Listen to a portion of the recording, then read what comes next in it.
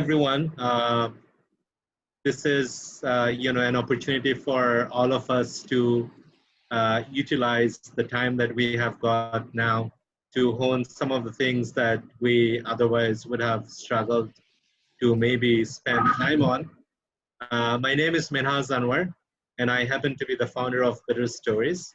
BetterStories has been at the forefront of building the startup ecosystem in Bangladesh, and we've been doing it for a decade now. We have delivered about 14 accelerators, and we have about 480 plus startups on our portfolio. And we thought, indeed, this is a moment that we stand by you. And we have been receiving a lot of questions on many different things.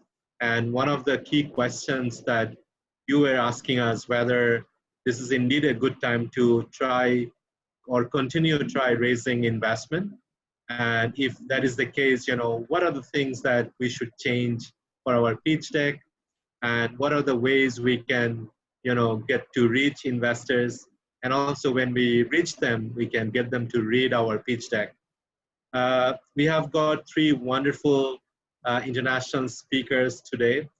Two of them are already with me and one will join pretty soon. And we're going to take a lot of questions. We already have some. We'll start with that. And please do feel free to get the questions streamed, let them coming, and we will try to address as many as we can. Before we get started with introducing our guests today, I just wanted to acknowledge a partnership. Today, all of the payment that you are making are going to something you might have heard of, Mission Safe Bangladesh. So this is for the low-income people who are having tough time because most of us are locked down. So this is an attempt to help them. And by whatever amount you have paid, we're going to be able to extend our support to Mission Safe Bangladesh. Shout out to people who initiated that, particularly Adnan of Sheba, another startup, and Tasdeen of Daily Star. Kudos to you. You guys are doing a wonderful job. We're sitting at home, learning about pitch deck, but also trying to extend our contribution to you. So today the topic is pitch deck, and we're going to cover a number of important questions that you have sent to us. Before we do that, maybe I would like to invite two of our speakers to quickly introduce them. And while they introduce, I would like to invite them to talk about, the number of startups, for example, they have supported and the investors that they have met or they have on their network. I think will give some perspectives to our startups on the call, and as well as, what brings them to this webinar, this call. To start with, maybe I would like to invite Walid. Walid was definitely due here some 2 weeks back. Unfortunately, we could not be here physically, but thank you so much, Walid, for coming here online today to help out. Really thankful and grateful that you are here. Over to you. Hi everyone. My name is Walid, or Coach Willie, or Mr. Sheikh, whatever you feel like addressing me. As Minhas said, I was supposed to be there in person.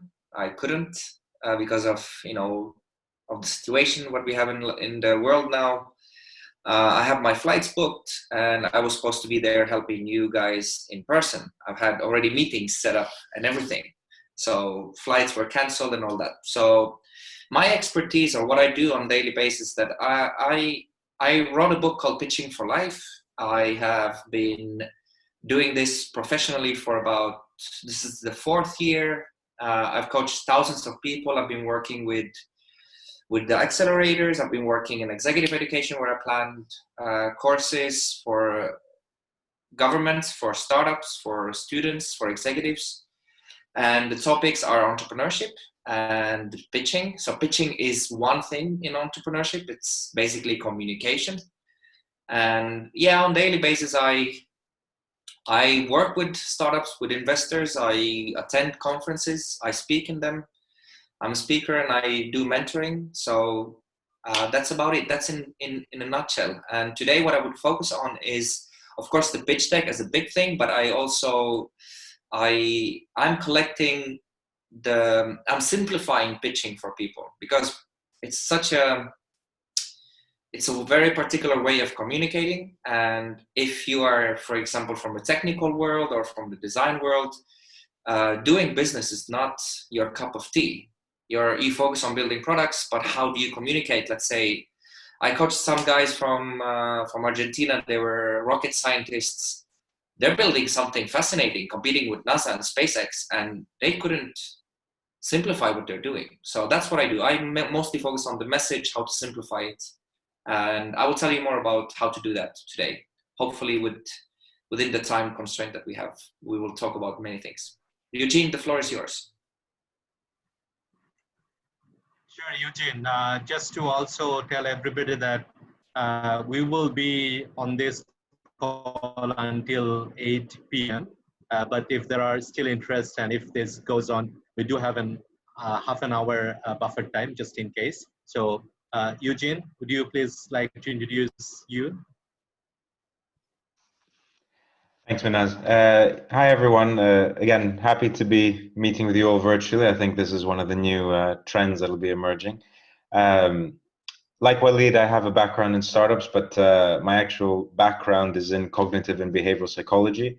I'm also a trend forecaster. I've worked for big corporates from FMCGs to fashion and luxury, B2B, B2C, and independent companies. My real talent is storytelling, and I run my own storytelling consultancy for the last 3 years. I actually pivoted myself from working with the corporates to actually working with SMEs and to startups, simply because startups have a much clearer vision, they're more agile, they move much faster, and they're also ready to take on both constructive and helpful criticism and advice. So for the last 2 years, I've been focusing a lot on that, like Waleed, going around several startup ecosystems in the world, doing some speaking, doing quite a lot of mentoring. I have about 30 startups at the moment on the go. I'm an angel investor as well, so I have a bit of that investment angle. I know what to look for depending on the. My apologies, people. This is something that we are getting used to. We are getting better, I can tell you. From the first show, this is our second show. From the first show, we have made huge improvement, and I just wanted to also take the moment to thank my team at Better Stories, who has been working really hard during this tough time. From all their own home station, but dealing with payment gateways, dealing with partners, and getting us to this room. It wasn't easy. We are moving everything we can to online so that we can remain at your disposal, startups. And I think that's probably remain there. The post-COVID, the behavior change, that the shift that the world has seen, the mass experience of working from home, working remotely, using productivity tools, using video conferencing, things like this will probably stay here. So I'm sorry that we couldn't launch the poll yet, but I think we can definitely move on to what you have been waiting for. We have two fantastic colleagues here, Walid and Eugene. So we will come back to the poll slightly later. But for now, I would like to move to the question. So the startups are definitely going through a tough time, and many of them had to close the operations, and many of them have been in the middle of raising money, and but some of them were just getting started, and then COVID hit and hit hard. So the core of the questions that we got is it really a good time even to talk about investment raising, and particularly pitch deck? If it is indeed a good time, what are the ways that they can, let's say, adjust their pitch deck to remain relevant in front of the investors? So that's, one of the key questions that we got from many startups who were on the call today. So any one of you who would like to take that question? I can start by saying the obvious that being a startup, it's not something you decide or life decides on you. Being a startup means you're a startup. You follow the opportunity. So it's always the right time to follow the opportunity. It's always the right time to look for investments. And of course, it's a little bit now different. So the parameters have changed. The environment is changing. So, and with change comes opportunity. Of course, challenges also arise. So it's not a coincidence that some businesses are suffering, like restaurants, but some are actually booming. For example, food delivery in Europe is booming because people don't go to restaurants, they're ordering more food. So the answer is yes. It's always the right time to work on the pitch deck. What you should be careful about is value. If you are writing a pitch deck, show the value where the profitability is, where the value of the company or the product is. So I have so many things I could talk about this, but I would want to also see what Eugene thinks, because I think we think in the same way, but we also think differently. So let's keep it a discussion. Most of you will have seen. I mean, obviously, it's market by market dependent, but let's say in general, most of the world's economic structures have failed. If you go to the US, UK, all their stock markets have seen a third, 40%, 50% of their values wiped out in the last few days, last few weeks. Obviously, none of this is logical, rational. We're talking about people panic buying and panic selling for no real reason.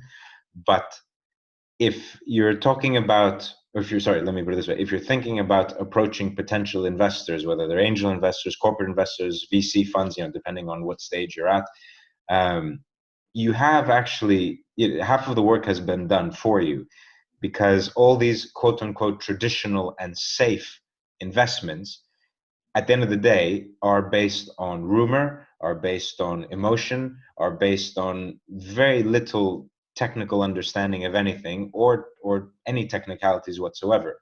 At least as a startup, you're offering some product, you're offering some service. Waleed mentioned one of the startups he coaches, trying to build new space flight. Some of the startups I'm doing are trying to help local fishermen get their products to market. You guys are working on tangible services and tangible benefits. You're not trying to get someone to buy you and then hope that your stock will go through the roof for no reason at all and then fall through the floor again for no reason at all. So if you take it from that point of view, the next few months is actually a good golden opportunity for you to set yourselves up as an actual viable, economically viable, and actually potentially better return on investment alternative to all kinds of investors who at the moment have seen their traditional investments in brands like Coca-Cola and Procter and Gamble and defense companies and whatever, all of these have gone through the floor. You guys will be saying, listen, if you give us funds which are going to be used in tangible ways, such as recruitment, such as marketing, such as R&D development, such as whatever, we will actually have something to show for it at the end of the day. Whereas all your other investments, for no reason at all, have gone through the floor. That's one angle. Another one is, as Waleed was saying, you have an opportunity. I mean, obviously, it's more relevant for some of you probably than others, but there's always something in a global crisis which can be tapped into from an industry sector point of view, from a geography and locality point of view. So if some of you are you might have been working on, I don't know, blood delivery services for hospitals. Well, if you develop the logistics for that, you can develop the logistics for food to help a population that's in quarantine. If some of you were developing 3D printing services, for example, one of the startups that I mentor, they were here to develop 3D printing services for the medical department, for the medical industry, but in terms of prosthetics, for amputees, making legs, making arms, making hands. Yeah, but guess what? Now the world needs masks, so they're 3D printing masks. So there are obviously easier pivots and more difficult pivots. If you're a service that's just trying to produce, sorry, off the cusp of my mind, I don't know, you're trying to help secure microfinancing loans between banks and between agriculture. Okay, the current situation might not be so evident, but on the other hand, you might be able to provide a tech solution to a loan officer and a compliance officer who won't have to go out and meet a potential client, assess the risk on that client, because your tech solution might be able to do it for them, simply because you've developed a tech solution which matches local sourcing with corporate governance. So again, it's up to you as well to try and think outside the box and understand, okay, is this something which either I can take advantage of, this crisis, not take advantage of in a bad way, but to take advantage of in a way which actually complements my offering or further adds value to my offering, like Walid was saying, where's the value element? Or is it something which I can learn from, take the time? Maybe you guys have been given a bit of breathing room and you can use the next few weeks and the next few months to really refine what it is you're doing, what is the value within not just the industry or the sector you're trying to disrupt, but also global consumer trends. More and more consumers, no matter what the industry, are looking for good governance, good compliance. They want to know where their products and services are coming from. Is there slavery involved or not? Is there good production practices involved or not? This is a time where you can use this time to actually understand what it is you're offering. Does it fall within these good governance principles, so that when you're ready to hit the road come September, October, when all this is over, you will have ticked all the boxes and you won't be running then to answer questions that investors have. That's it for the moment, unless Walid has any other reactions. No, I have one more thing to add. Is just that it's definitely a changing environment. So the game has changed. So if you have to prepare for what Guy Kawasaki is saying, to the next curve, you cannot do business in the way before the coronavirus is done. And that goes in the pitch deck. How are you going to communicate to investors that, hey, we are ready for whatever comes after Corona, what may? Like we discussed with Minhaz, that the Sims, the simulation game where the game you build like cities, and then suddenly there's an earthquake comes on you, and how do you deal with that? Or there's like a natural disaster.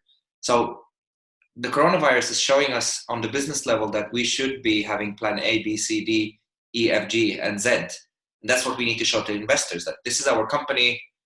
What happens if something else happens? We need to show that any entrepreneur who's looking forward, they need to anticipate disasters or anything difficult. I think so. Great points there. So what I'm getting at from both of you is, this is indeed a time to look for ways to find, relevance, and find ways to continue, and indeed to also ways to look for finding money to do more relevant thing, and that might withstand the test of time, and can probably be something that stand the test of Corona as well. Some of the questions that we received today are also along the same line, but a little bit further around the investors. So definitely, the physical demo days are not happening in many places. And now, a lot of maybe investor, introductions or calls are happening online. So what are the ways, for example, startups can indeed reach out to the investor now that they have slowed down? So that's number one question. And number two, what are the things that investors would like to see additionally, either because of this crisis now or post crisis? And also, particularly when you are reaching out online, virtually, how to create and retain the interest of the investors? So some of these questions, if you would like to address. I can Eugene, start. do you want? Yeah. Yeah. Obviously, it depends on the stage that you're at with your startup. If this is still idea round and you're looking for an angel investor, versus you've already been doing your market and product research or service research, and you're ready for a VC to come in and help you grow quite quickly. Um, I'll keep this in the context for the moment of, let's say, the quarantine times that we're in and lack of physical access to investors. Um, let's say, regardless of where you are on your self-development journey, um, something which is always good in terms of contacting investors virtually by email, by phone. I mean, you can still pick up the phone. I know we all have smartphones or other phones, and we never use them as a phone. But if you can get a number, it's always good to try and actually call a person or call their assistant and set up some time with them. But you need to keep in mind that depending on where you are in this journey and within this context that we're currently in, investors have one real problem at the moment, which is they all, to various degrees, had a budget which they had allocated for this year, right? If you're a VC, you had collected, if you're Sequoia, you'd collected $2 billion this year from investors to place somewhere. You don't have the demo days to go to. You don't really have the networks anymore. You can't physically meet anyone even for 20-minute pitches. They've not yet moved to doing these things virtually because they still want to meet people in person and get a sense of who they are. But they still have to spend that $2 billion because they don't want to give it back to the investors who trusted them, which means whenever all this stuff shuts down, they will be swarmed with offers, they will be swarmed with requests, and they themselves won't even have time to go through all these pitches, basically a year's worth of pitches between September and November, right? In 3 months, they'll have to process what they normally processed in almost a year, which means from your point of view, again, regardless of where you are in the development journey, you need to have a crystal clear pitch, 5, 6, 7 slides maximum, and one slide being a title which says nothing, and the last slide just being who you guys are and your contact details, which means you really have 3, 4, 5 slides of very crystal clear content, which must say who you are, what you're doing, and why it matters to anyone.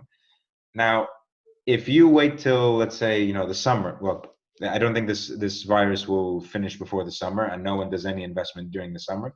So if you guys wait until September to start doing pitching to whoever you've targeted to pitch, along with all the other 500,000 startups which will be doing it at that point as well, you guys will be lost in the sea of in a sea of applicants, in a sea of emails, sea of texts, and all the rest.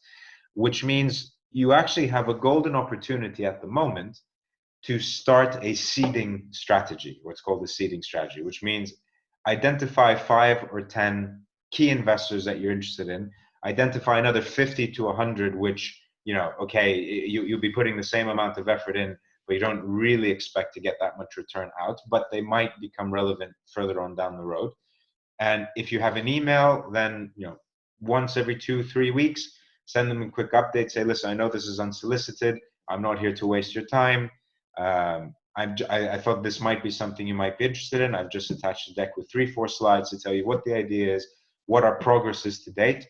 And I don't expect a reply, but in 3 weeks and 2 weeks, I'll send you a status update.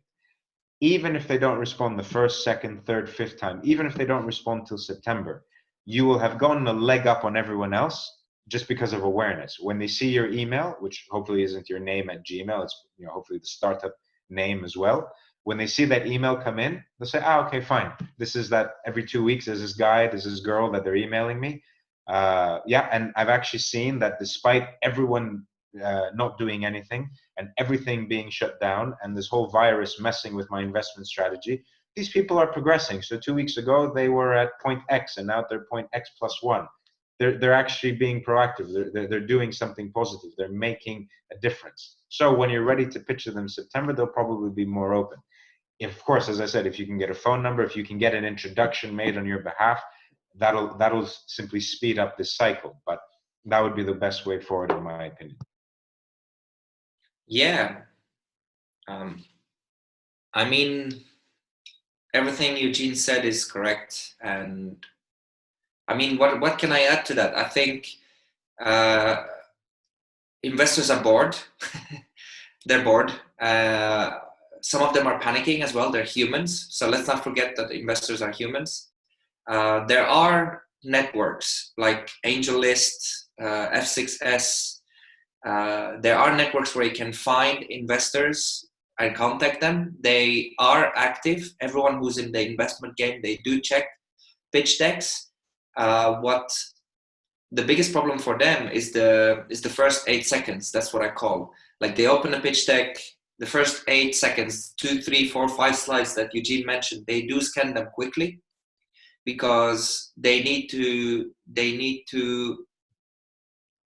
check quantity to find quality, and it's up to you to show them the quality in the first 2, 3, 4, 5 slides. And I disagree a little bit with Eugene. The title slide should have the first message, like the best thing about your startup, because imagine if they don't go through the second slide. You want them on the first slide, like win them at hello, this is me. But these are tips between different coaches, and I think some people say title slides, some people say, like me, put at least one line or one sentence that describe what you're doing, because there's a chance that they won't go to the next slides. I have a few other points here about the investors. They might slow down a little bit now, but like Eugene said, some of them are actually have the budget, some of them have the incentive to move forward, some of them are looking for ideas that could solve this crisis or improve this crisis. And everything that didn't work online, for example, VR goggles, now they are hot. You can stream events, you can play games using VR. So VR were not an attractive investment before Corona, and now it could be an attractive investment. I was coaching some of the startups in the Finland with the XR accelerator, and everybody's pitching VR, and nobody was giving them attention. There were a few accelerators, but now I imagine it is an opportunity. It is an opportunity for the entertainment industry, like movies and games are booming now. So investors, like, just to summarize, they're human, they are still looking for opportunities. There are networks like the F6X AngelList and their own websites. So a smart entrepreneur, a wise entrepreneur would actually Google investors. They find their websites, they find their contact details, they pick up the phone, they email them. Just be active. I mean, there's no point to stop now. Spin off, like, look forward, yes. Adapt, yes. And entrepreneurship is all about survival. If you don't survive, it's over, game over. So you need to adapt to survive. The strongest will adapt. That's part of life, I think. There are 3 questions in one. I think we managed to answer it. I'm happy with the answer. I'll build on it. We will go one more time to see if we can launch the poll Right. to know the audience a little better. So let's see if we get the poll in front of us. If yes, just respond yes or no, and then we know slightly better who we're talking to.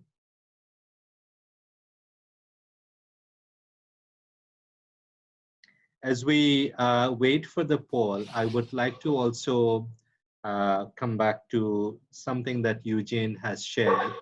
For example, the poll is live, I guess. So go and answer the question. At the same time, for Walid in particular, Eugene was talking about being persistent and keeping on sending updates. And some of the startups were asking, is it going to be the same old, let's say, slide deck or pitch deck formats that they used to use before, or it's a shorter version of the pitch deck that they should now looking at sending? What are the, if they have to, let's say, cut many out, what are the key slides that they should maintain, sending? So if you have got any views on that to continue to build on. Yeah, this is a good question. I was actually supposed to say that any startup should have a variation of pitch duration. So it could be from 1 sentence, 4 seconds, 8 seconds, to up to 1 hour meeting. You have to prepare for that. So you need to have slides for all that. You need to have even videos for all that. So the best way to show your product is to actually explain how it works, explain the value.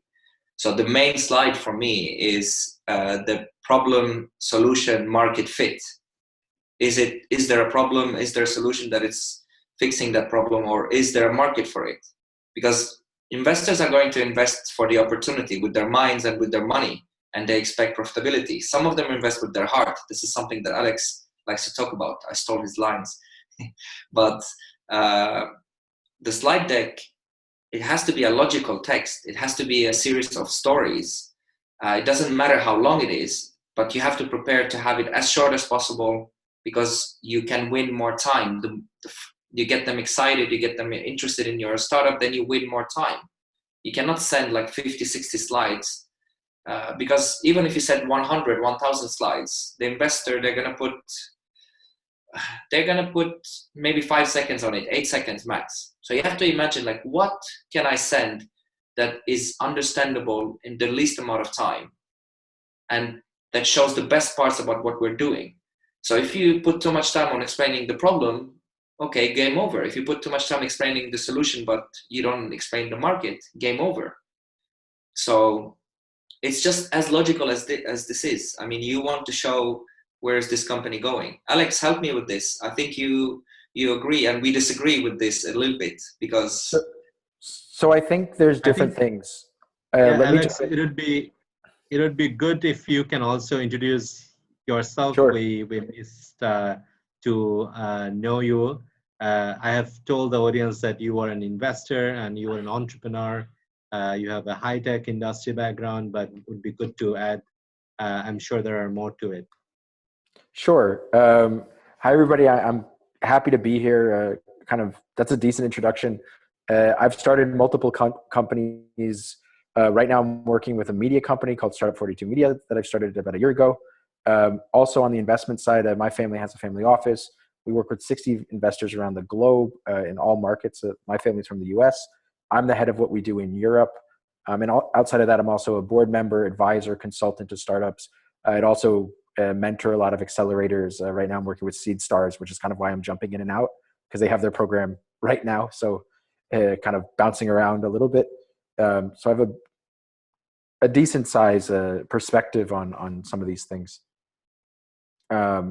Anyways, jumping back into the question, I think there's two sides to this. There's one that's like, okay, what should be in the investor deck? And I think ultimately it kind of depends on where that deck is. So I think you should understand that that getting an investment is a process, and no one's going to invest in your deck from looking at it once. So I always like to, when I, let's say, work with startups or sometimes even venture funds, I go, okay, let's have an intro deck. And I like the intro deck to be really short, maybe 15 slides. This is a conversation starter. And think of that intro deck as a filter. This is how you're going to know which people might be interested in what you do and which people this is not a good fit for. That should be the objective. And so it should be really, really clear, like, okay, here's our target. We want to find the people who like what we do. And then you can get into the longer decks. But I think maybe I'm wrong, but what I understood from your question is, let's say you're already talking to an investor and you kind of need to follow up with them. What kind of communication can you give? And I think one thing that's really good, and I can't take credit for this at all, this very much comes out of, I don't know if anyone's familiar with SOS Ventures. They fund a lot of accelerator programs. I'm a mentor at some of them, like NB Bio, Hacks, Rebel Bio, FoodX. And what they do with a lot of their portfolio companies that run through their accelerator programs. And I would recommend that if you want to do, let's say, a monthly or bi-monthly communication, they make it really, really simple. And they basically say we do 3 parts, and it's more or less what's going well, what challenges we have, and where we need help. And so I would say once you have actually started to develop a relationship with an investor, just send them an update like that, maybe once a month, being like, hey, great to see you. Just so you know, this is sort of our successes or milestones that we're hitting. Here's sort of the challenges we're working on, and here's where we need help right now. And realize that this is going to be an ongoing process. And I think that's one way, ultimately, you sort of want to keep the investor's attention, but over a longer period of time. So sending them the same deck over and over again is not going to be particularly useful. And remember, it's more of a conversation. So you want to sort of keep them up to date in what's going on, but in a way that's not spamming them or not something. And like Waleed said, they're probably only going to have 30 seconds to a minute to look at it. So if you keep it very short to the point, so they know, okay, this is what's going well. This is where kind of the challenge you're working on. And this is kind of an ask or where we need help. And if you give them that over time, they can actually see your progress and they can sort of feel like they're getting to know you and building a relationship. And ultimately, in my opinion, all investment tends to come down to trust. And if you're being clear in the communication, then you can build up that trust. And that's what I would really go for over time. And that's why I think it's also important that you both show, let's say, the successes and milestones, but also the challenges that you're facing. So I think you want to show both because at the end of the day, the investor is going to become a partner to your company. And if that's not based on open and honest communication, then at some point, once they actually become sort of a part owner of your company, it's going to start to crumble pretty quickly because they're going to actually see what's behind the hood of the company, and they're going to go, wait a second, you told me one thing, and now that I can actually see it, I see something else. So, don't put yourself in that position. Yeah, I think there are a lot of wisdom in the collective statements that all three of you are making. What I'm getting out of this is maintaining a very open communication to build trust, to share what's going well as well as challenges and where helps are needed, and also no matter what, keep on sharing information and probably trying out with something that doesn't occupy a lot of time of the investor at the beginning, but helps us as a startup to understand the level of interest and then therefore to make a decision whether to follow up or not with a longer deck, maybe much more detailed information. As you have rightly described, it's more of a process than just a one-off event. We have one question coming in at the moment. So the question is, in a crisis moment like this, for healthcare startups, especially who are working on mental health issues, what can be a good point to present in front of the investor? So anyone? Yeah. Repeat it again.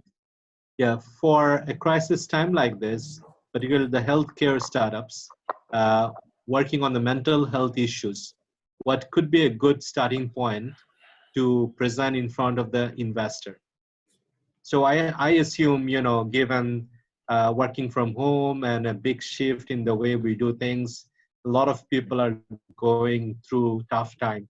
And the mental health care startups who were probably more on the sideline before, they're looking into a potential opportunity now, being more, on the priority list of investors. So how would you think that they can leave an impression with the investors, particularly during this crisis time? This is a very broad question because we don't understand the solution, but we can answer like within the big umbrella. I mean, the first thing that you could leverage on is what's happening to the world, like panic, like performance. You wake up, people wake up and they feel like, okay, there's no point for us doing anything, So what is this solution? What is the startup going to address? Like, you have to communicate what you're addressing. So communicate what you're doing. What is the pitch about? Is it a particular problem? Is it a holistic problem? And communicate it as fast as possible. I mean, not you say it fast, but communicate what is the main thing, what is the real value from it. And of course, now it's a great opportunity for this. This is a hot topic. So investors or anyone who's pitching this kind of solutions, they will get support. Everyone is investing in solving this crisis. So I would follow organizations that are working with that. I would try to understand more how they can collaborate with them. How can they solve this problem? How can they integrate their solution within the existing solutions? What else can you do? You have to do it online. Yes, you have to practice how to pitch online on Zoom. You have to practice to make videos. You have to practice how to create a pitch deck. on SlideShare, for example. So there are ways how to do it. It's just that you need to communicate what you're doing, to whom it is. What do you want to ask from the investors? Is it 1 million? Is it 5 million? Is it you're looking for partners to distribute this solution? What is it? So this is a very broad question, but communicating the value in the right way as fast as possible. That's what I would say. Eugene will Absolutely. probably tell about the story, and I'm sure it is. You have to be branding yourself. Well, before I get to that, as Walid was speaking, something came to mind. I think this is an excellent opportunity for all of you, and again, referring back to the previous pitch length question or pitch type question, to get some self-recorded videos out, or if someone can help you record them, even better. So going back to Walid's, 4-second, 8-second pitch. If you want to send a link to someone to your own startup YouTube channel, and you just have a few weekly updates or bi-weekly updates, by all means, video is definitely the easiest way to do it. But going back to this question, I think not just mental health, but any health related tech that any of you might be working on, what this crisis has very much put into the front is that no national healthcare system is equipped for anything. There has been de-investment for years. There's been neglect for even more years. There's been corruption. There's been whatever. So it's not just mental health that is suffering, but one of the key metrics which people aren't looking at the moment with the COVID virus is what are deaths going to be which are related to COVID, but not the cause of it. So if all the hospitals' ventilators are helping COVID-19 patients, but you or I get a heart attack or a stroke and we need to be rushed to hospital and put on a ventilator and there isn't one, okay, we will die because there isn't a ventilator, but not because of COVID, because of normal everyday health issues. So this is a time where, and going back to what the story will be, this is a time where if you can approach healthcare providers or healthcare partners, speak to doctors, psychiatrists, whoever is relevant for your specific tech in this space, start building that community and understand, given the stress that every nation's system is under, what is it that you can help shortcut the recovery to be by weeks, by months, by years. I was speaking yesterday to the NHS, which is the National Health Service for the UK. Just to give you an idea, for 3 years, they've been talking about having digital team meetings using, Microsoft Teams and all the rest for 3 years. And they finally solved that in the last 3 days. Now everyone knows how to use Microsoft Teams. If that's a solution you can provide, okay, not digital teams, but you see what I mean, then these crises force people to look for solutions which are convenient, which are, okay, not cheap as in dirt cheap, but cheap in the sense of they're easy to uptake. You're not going to offer someone $1 million per product solution. It has to be a bit more viable than that. So convenience, cost, value, and solves the situation that we're in now, not now, but from it happening again. You're providing somewhat of a guarantee that because of the solution that you're working on, you can provide a mental health solution through an app. You can provide a healthcare physician's visit through an app. You can provide one-use thermometers for cheap, which are also biodegradable, so we don't end up creating another problem, a plastics problem, et cetera, et cetera. I know Alex, who's worked in the education space quite a bit, would probably spin this on its head as well and say it's not just about treating issues, but also providing proactive solutions to prevent either these issues from happening as well, or complementing, creating recovery programs, creating positive rehabilitation programs. The fact that, for example, normal people can't go to the hospital for a checkup, they can't go to a hospital to get their normal physio. If you're an app that can somehow recruit yoga and Pilates instructors and have all these people do physiotherapy at home through live Zoom meetings or whatever, that's a need. And it's not a need that will pass just now, because there's always people with debilitating problems that can't go out or shouldn't go out or cannot go with the frequency that they should. And you will be providing a long-term solution. So use this crisis, and the story that you will build from it is that you will be providing a solution which, again, is convenient, is accessible, provides value, and is long-term. And I'll leave it at that. I think there is a question which is on storytelling, and Rhythm, if I pronounced your name right, has asked a question: how to tell a story that connects better? I mean, as storytelling is important for a pitch, how to do it effectively. So, any pointers and tips on how to do storytelling while delivering the pitch? So I want to jump something. in Yes. before I have to go Yes. soon, and then I'll let the storyteller take this over. But one of the big things that I always sort of suggest, and what I see often is let's say from bad pitches, is how you can make your storyteller better is not make your story about you. Make it about others, and make it either about who you're pitching towards, making it about the people you help. But ultimately, people will connect better to it when it's not about you.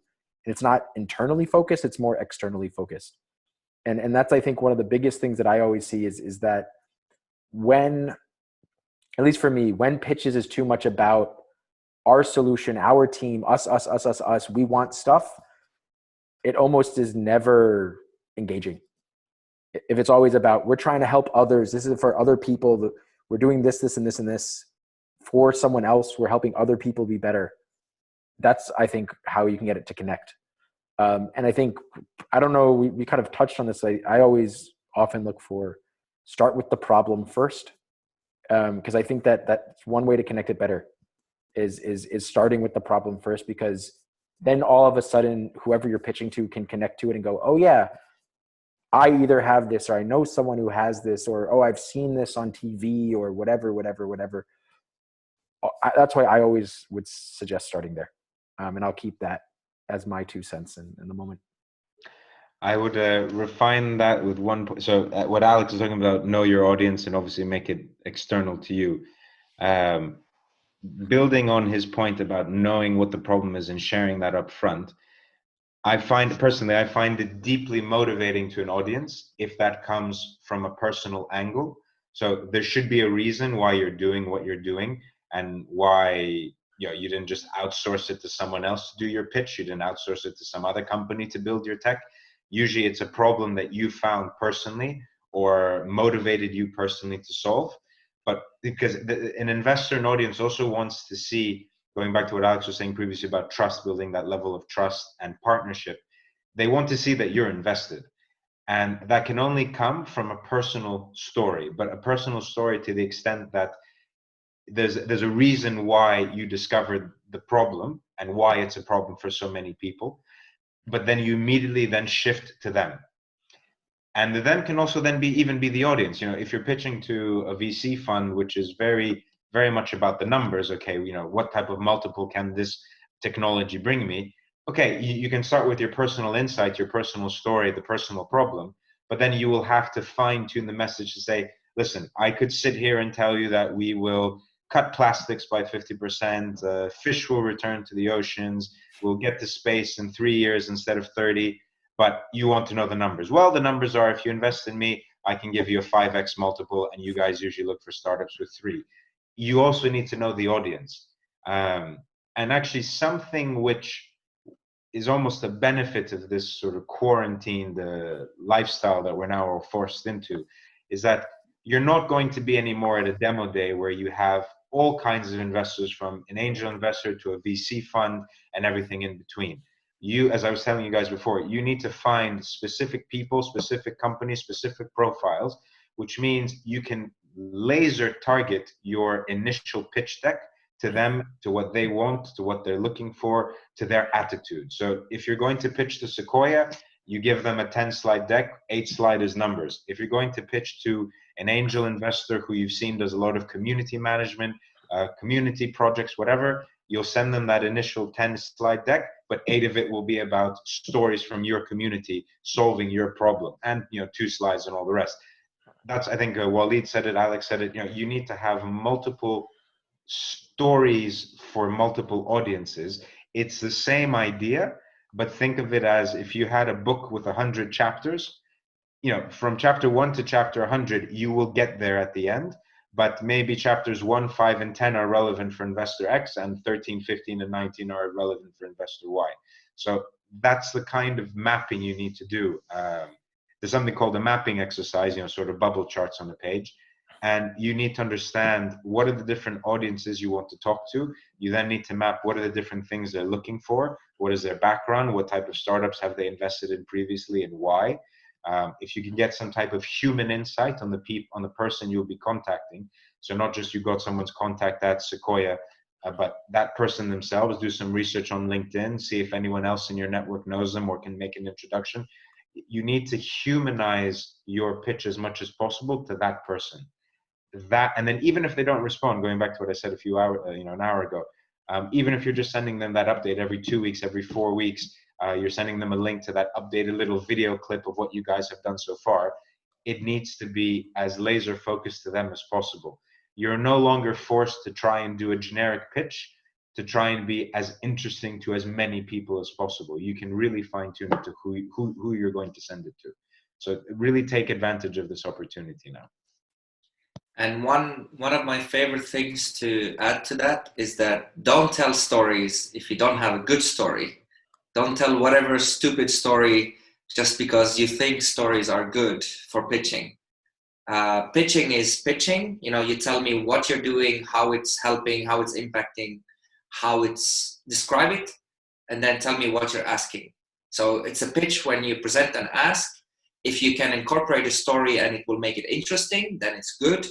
If you're telling a story for whatever purposes, just because someone told you to tell a story and you are not good at it, you don't have a good story, it doesn't make us laugh, it doesn't make us cry, it doesn't make us entertain, it doesn't make us feel something, then you are doing wrong. You're just wasting your time trying to do something you don't have to do. Pitching is just telling what you're doing. But of course, if you make it interesting, if you make it memorable, if you make it impactful, then it does a bigger impact. It does persuade people more. So just don't tell story for the sake of telling stories. It's the worst advice anyone can tell you if you're not good at telling story or if you don't have a good story. So does that make sense? Do you agree with me, Eugene, on this? You're a master storyteller. Because we all heard like bad stories. We all know Lord of the Rings. It's a freaking good story. Most of us like it. We all watch, let's say, Game of Thrones. So when it's a good story, it's good. It makes sense. And we all have a million of movies that we haven't watched. There's a reason why we didn't. So yeah, I would only say that. Go ahead, Eugene. I would only say that a bad story is simply one that hasn't had the appropriate amount of thought put into it. But if you haven't put the appropriate amount of thought, that probably means there's a lot more wrong with your pitch or your idea to begin with. I saw a question flash up about if you're sort of really, really early stage, and I think you don't have numbers, what kind of traction, how should you be designing your pitch and whatever. I think in this case, this is where storytelling becomes even more important, and a good story at that, because at this point you are pitching an idea. You might be looking for funding, but in more likelihood, you should be looking for partnerships and mentorships, because again, it's only an idea. There's no proof of concept just yet. But this is where the aspirational element really comes in. You have to sell a good story, which is about an idea that you've had, an idea which you think should go forward, an idea which you think deserves a chance. Maybe it needs a bit of initial funding. Most likely, as I said, it needs a bit of guidance. And you need to convince another person, an angel investor or a mentor or a partner, that your dream is also valid for them. So this, I'm not saying, you sort of go in and you promise the sky and you promise the moon. It's not, that level of aspiration, but you need to find the right hook, which can connect at a very personal and trustworthy level with the person that's opposite with you. And if you're at such an early stage, you haven't developed anything, you haven't sold anything, there's no numbers just yet, you might still even be investing your own money for R&D and all the rest, then the story, a bit counterintuitive to what Alex was saying before, the story will obviously be a bit more centric to you, because you're also talking about your journey and your struggle and why you think this is important. But again, don't forget why your personal struggle and your personal journey is so important, because it's there to enable hundreds and thousands and millions of other people to do something, to solve that problem that initially ignited that excitement in you. that initially ignited that passion in you. So your story will be much more emotional than factual if you're at such an early stage. If you're, second round of funding, third, fourth, fifth round of funding, then your story, yes, I mean, you'll always talk about the problem first. You'll talk about the solution that you developed. You'll talk about the success of your solution. But then your story becomes aspirational in terms of, listen, for every dollar you guys put in, not only will you get $1.50 out, but every consumer that this touches, every user that this touches will also get X. So again, the story will evolve. I think there are a few more questions, if I may. Can I just jump before I hop off on Sure. that last point? And then I'm going to have to jump off. And if you guys are still going in 30 minutes, I'll be back in 30 minutes. But I think one of these things, especially when you get to the early stages, I think a really good story would be something along the lines of, the world would be better if your product solution exists in the world. So I think ultimately that's kind of what you're selling, is like, we have this that could be a possibility in the future. And if that future exists, the world will be better. And I think that's ultimately what you're sort of trying to sell at an early stage before you have any traction, is that you can sort of change the direction of humanity in a way that's better. And that humanity and the world will be better if what you're doing materializes. And that's ultimately, I think, becomes really interesting at the really early stages. Also be aware, just on an aside and kind of echoing an earlier point, if you're at that stage, specifically look for investors that are at that stage, and they will understand that you don't have the numbers yet. They're not going to be looking for the numbers. They know, let's say, the game that they're playing. So kind of coming back to something that Eugene was getting at before, you need to do your homework to find the right people that are playing the game at that stage of the game. And for them, they know that the numbers aren't going to be there. They know that the numbers won't matter. And that's then when you kind of come in with the storytelling. Absolutely. Thank you so much, Alex. We really are grateful that you could join in between your mentoring sessions. And we look forward to having you back in future interview shows. And definitely let's keep in touch. And thank Sounds you so good. much. Thank you, guys. Great. Thank you. Ciao, Alex. We go back to some of the other questions that we received meanwhile.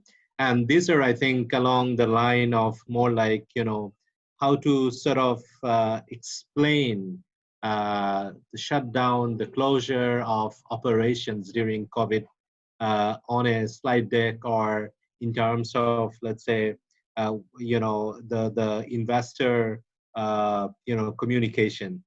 So that is one. And I think there were some other questions around how to sort of deal with B2B clients while also effectively they're being shut down as well. How at the time of Corona, to sort of survive when even the B2B payments are getting stuck. Is it sometimes a good idea, for example, to offer some discounts and get some payments or cash flow coming in, even at the expense of getting less than let's say the ideal amount of money? And the third question that I wanted to put in onto your list is post-COVID, is the story going to be more on the growth necessarily, or more on the generation of revenue? So over to you. Anyone, any question that you want to take? I want to take the B2B question, because the way I see it is you have to keep the relationship going, and you have to be understanding. I mean, you cannot push someone who doesn't have the potential to buy. Giving discounts, it's a double-edged sword. I don't recommend giving discounts, and I recommend it. So it depends on the situation. If your survival depends on giving discounts, it's good. If it doesn't, then don't. I mean, you have to do whatever it takes to sell, but also help each other. I mean, if you work with a big company or whatever company, you have to ask them a question like, can you afford this? Can we help you somehow? Does our product help you? I mean, I'll give you an example. We have a lot of friends who have restaurants. I mean, one lady, she's offering survival kits. She cut down her prices to 70%, but she's packaging it in a way, and she's partnering with someone who can deliver the food, and she's doing whatever it takes, because it, for her, she would also struggle if she doesn't do it. And her pitch, she's done it on Facebook. She called people. She did whatever it takes. And whatever your business is, you have to talk about the partnership. So that's the short answer to that. What was the other question about the post-COVID? The Yeah, post-COVID, whether to focus on growth or revenue. well, revenue and growth, they're the same kind of. You need revenue to grow, but you also need to survive first. So first survive, and then understand where is this going. I mean, let's assume that the COVID ends in 1 week. What would you do then? I mean, what did we learn from this? I mean, first we learned that people change. This is something that changes people's behavior, and we're forced to do things we haven't done before. So it changes the buying behavior, it changes the investment behavior, but it's also an opportunity. There's a lot of good things happening from that. Like you said, like I think Eugene said, it took 3 days to master the teams, and they were postponing it for 3 years. So there is a push and pull. I would focus on surviving first, then take strategic steps to stabilize the impact of COVID, and then start growing. You know, so you have to be logical in your presentation. Like it also depends. Some people might have like a hockey stick now. Like some people are selling more than before. Like Zoom, I'm pretty sure Zoom sales are booming now. So I leave the third question to Eugene, or maybe he can comment on these two, because I think I would actually hope some very in-depth questions like these. I feel like the questions are so broad. Like you're asking a question, but you want a broad answer. You know, give us an example or two about where you're struggling. We could help in a more in-depth answer, I think. I think one of the questions, if any one of you can answer, how to explain the shutdown and closure of operations to the investors. So that's something I think a bit specific if you can address. Yeah, I'm happy to take it, and then I'll respond quickly on the other two as well. Listen, this is not the explaining that you had to stall or put on ice a few things or even close for a temporary amount of time. This is not brain science. We are in a time where, as I was saying before, whole healthcare systems are shutting down. So if a government like the UK and the US and France, all these big powerful governments, or China, if they can't fund their own healthcare systems or their own transport systems or whatever, I mean, I don't think any investor is going to blame a startup for saying, even, we launched yesterday, we launched 3 weeks ago, then COVID hit our country, so we paused everything for the next 6 months. What you should, however, be able to say on top of that is, okay, but listen, for the last 6 months, we went back and we optimized our code. We built a few supplier relationships for when we need them. We spoke to some partners and made some partnerships. We also got a few mentors to help us with things which we didn't think we'd be ready for until 3 years from now, but we did the homework and we did it now. So even though we were focused on revenue generation and supplier and customers, we actually developed marketing materials as well. We also developed a community page and started doing things that way. An investor will want to see that you didn't just come up with an idea, things got difficult, you paused it, and now that things are quote unquote normal again, you're beating the bushes trying to find investment so that you can retire 2 years from now. There should always be an effort on your part. Granted, the amount of effort, and now I'll enter the other two questions, will probably need to be significantly more. Like Walid's example, his restaurateur friend, she's had to completely change from a restaurant business to a home delivery business, cooking and home delivery business. That's not an easy thing to pivot from, and it's not just saying, oh well, you cook either way, you just have to send food. It's not that simple.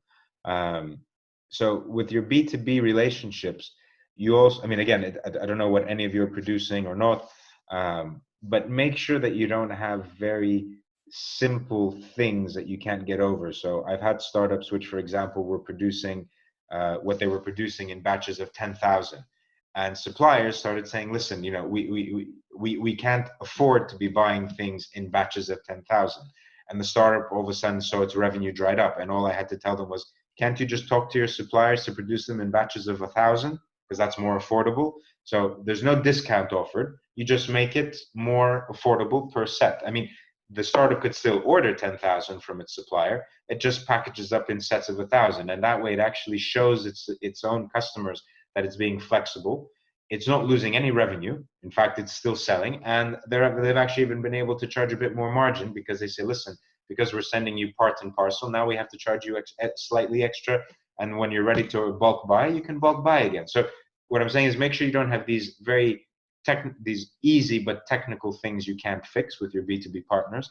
If it's literally something that, well, I either sell one or I sell none, there's nothing for me to sell half of. Find new ways to turn it into a subscription business. My background in storytelling also comes in photography. For the last 10 years, I've been an ultra pissed off photographer because Adobe stopped selling a program that I could buy and they turned it into a subscription model. Well, there's a lot to be said for the subscription model. If there's something you guys can find to tap into, maybe not for your core service, but for an auxiliary service, use this time to test it. And then what was the third question again? Growth of revenue. Again, going back to the first question, if you've had to stall or stop or reduce what you're doing, I think any investor would be very proud to see a startup going to them and saying, listen, we might have been on track this year for 500% growth. But you know what? We showed that despite everything shutting down and people not buying and companies closing their doors and whatever, we showed a minimum level of sales. There were some ups, there were some downs, but we had this very constant average level of sales. The mentorship I provide to startups and the accelerator programs I work for, I look for startups which can show solid revenue growth. As in, I sold 10% more this year versus last year. This year, I'm on track to sell another 10% more versus last year. I'm not looking for the hockey sticks. I'm not looking for 500% growth, 1,000% growth, because those are businesses which something will happen, and 2, 3, 5 years from now, they will disappear. They might get acquired. A few VC funds might make some money along the way. The founders might make some money, but in more likelihood, they'll have been eased out by the VC at that point. So I would recommend, for your own sakes, as well as, let's say, the general startup ecosystem, for you guys to be developing tech and products and services where there's a constant and linear and steady level of revenue growth every year. It doesn't need to explode. And if you can show that you can do that during a global lockdown, I think that's a golden ticket. No one can challenge you after that.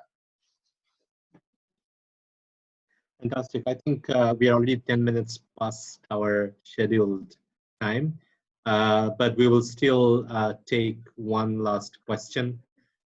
So this topic has been around pitch deck, but I got a very interesting question. What are the other aspects that may affect the perspective of an investor other than the slides? How could those be taken care of if there are indeed other aspects? So would you like to take that, Walid?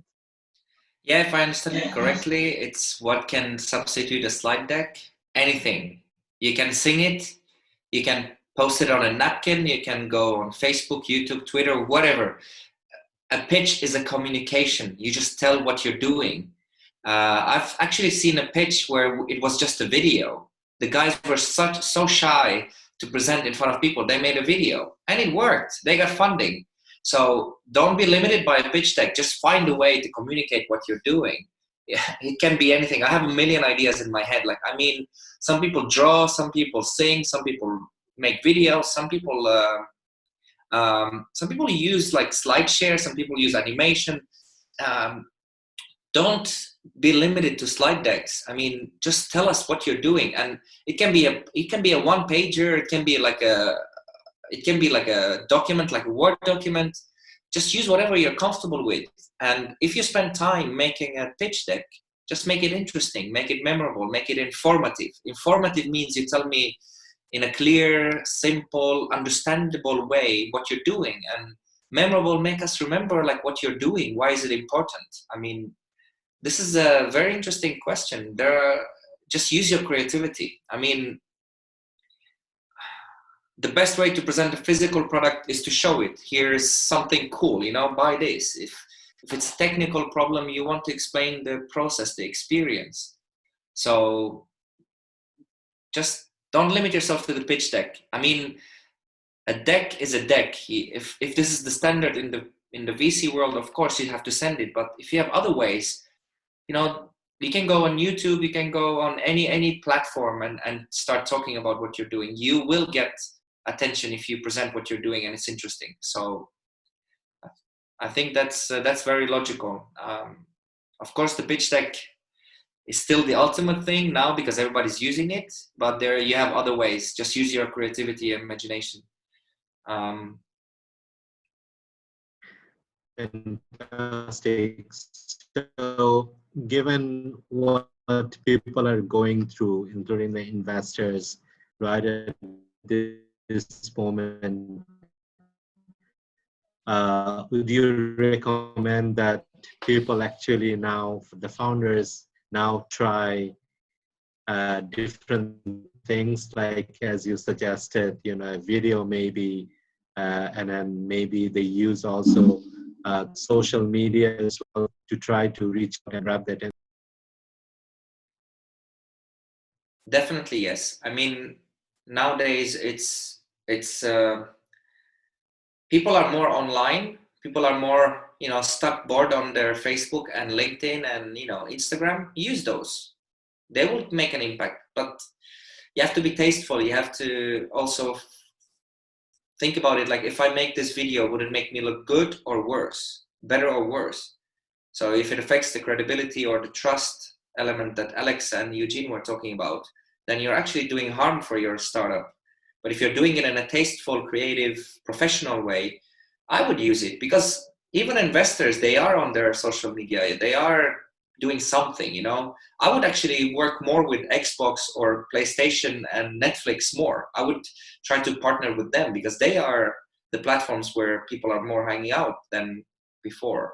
But yeah, I think it's yes. Use whatever there is to communicate what you're doing. Don't be limited to any particular platform, any particular source. Just use whatever there is, like right now. TV is back. TV and radio. Why not? Fantastic. Absolutely. I think we have had a great conversation, and I believe we have managed to cover almost all the questions that we received online and through here as well, live. So I would like to give you an opportunity to close from your end, both Eugene and Walid. If there is any last advice, and if you are also open for the founders on the call, and as you know, it will also be recorded and broadcast later. So there may be many listen to this. So if you would like to offer any further ways to reach out to you, or any final tips before we close this, so your opportunity to pitch back to startups.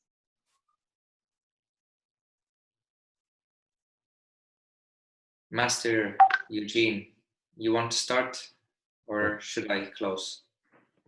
Yeah, happy to go. Again, sorry we couldn't see or meet any of you. I know this in person, this would have been a lot more friendly, but when Minhaj shares the recording further, I'm sure our details are there. So if any of you want to contact me to take any discussions further, I'm happy. I'm here to help, especially for those startups that are, as I said, are really focusing on nice and normal revenue generation.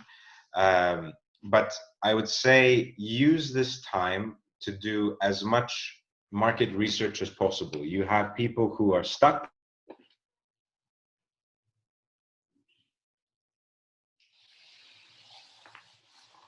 What?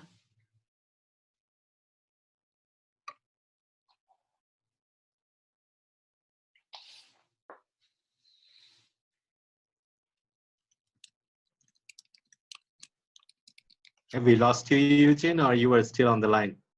I can't hear him either. Eugene, we can't hear you.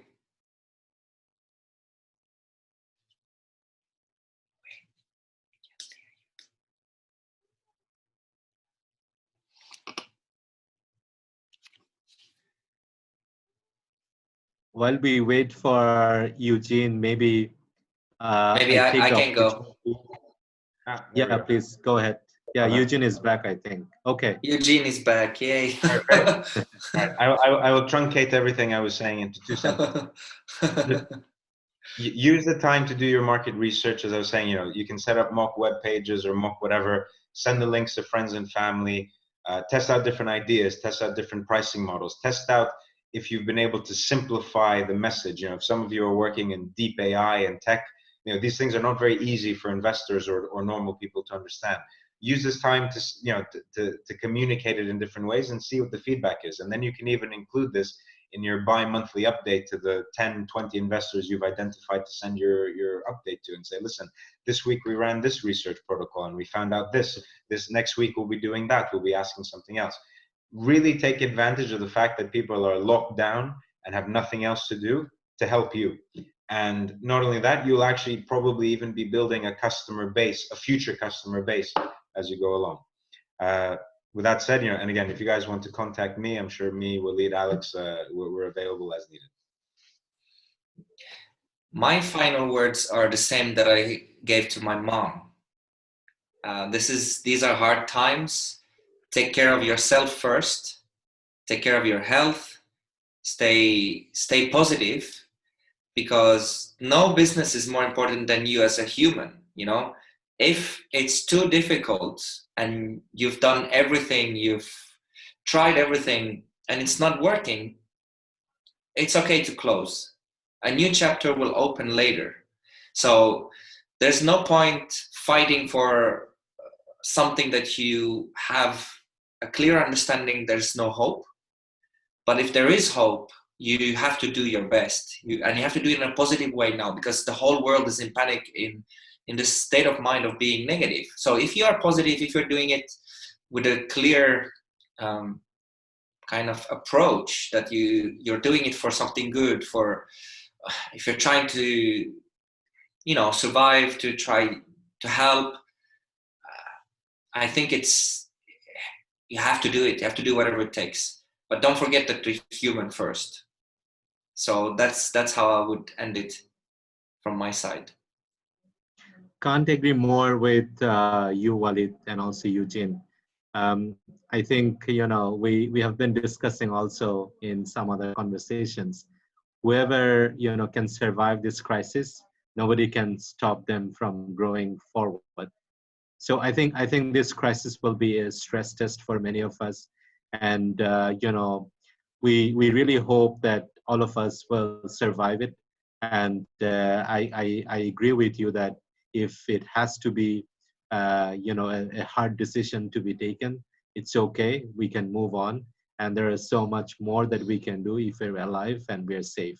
I would like to close by reminding all participants on the call to go and pay if you have not paid as well as yet, uh, towards Mission Save Bangladesh Fund, where we're supporting their low income support initiative.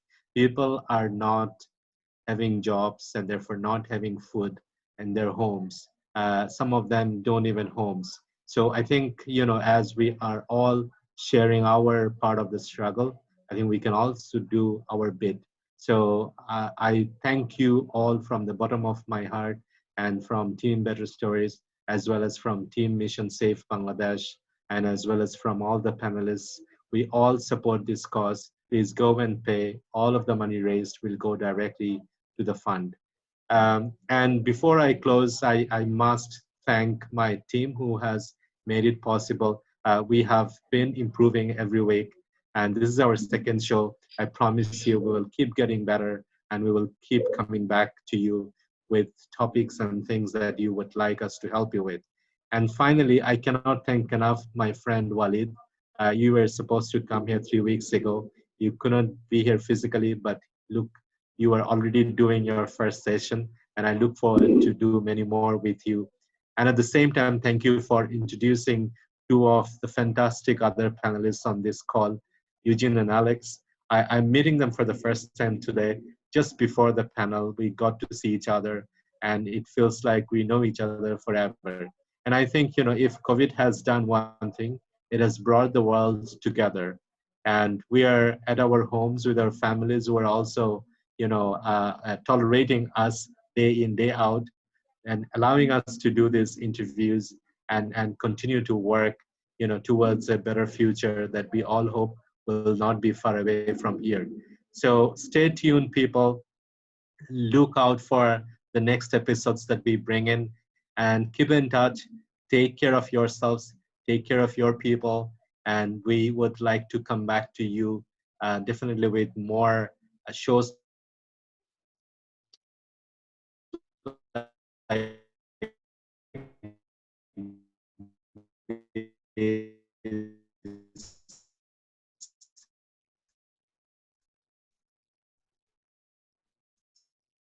We lost him. Eugene, you here?